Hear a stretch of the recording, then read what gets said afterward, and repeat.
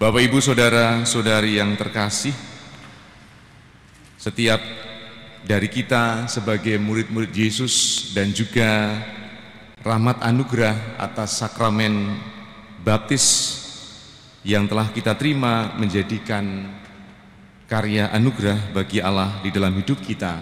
Kita diberi rahmat anugerah dan juga terang Roh Kudus.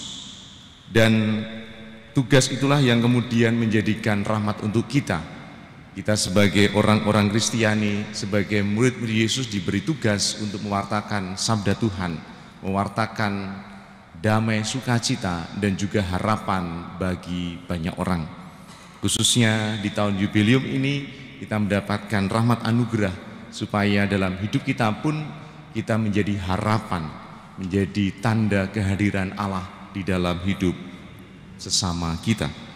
Dan tugas itulah yang juga kita dengarkan dalam bacaan pertama, bagaimana Musa mendapatkan tugas yang sungguh berat, yang sungguh luar biasa dari Allah, yaitu membawa pembebasan bangsa Israel dari perbudakan Mesir.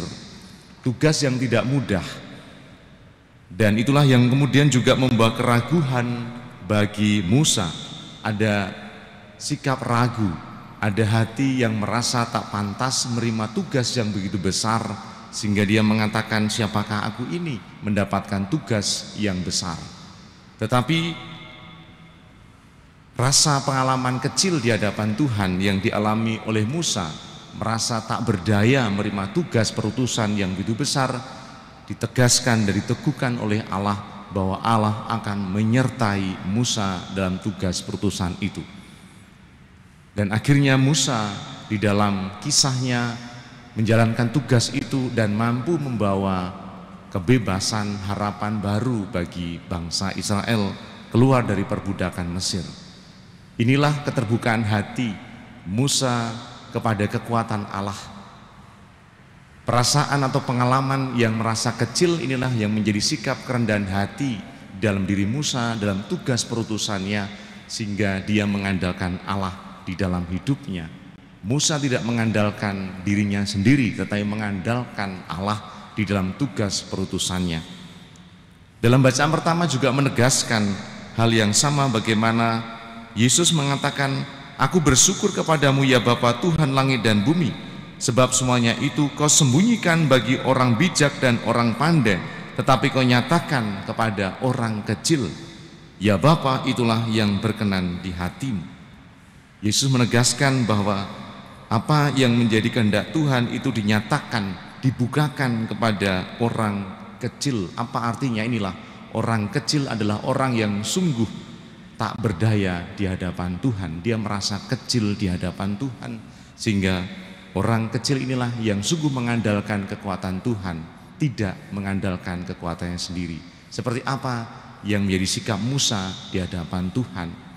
Karena tugas perutusan itu adalah tugas yang diberikan Allah kepada kita manusia.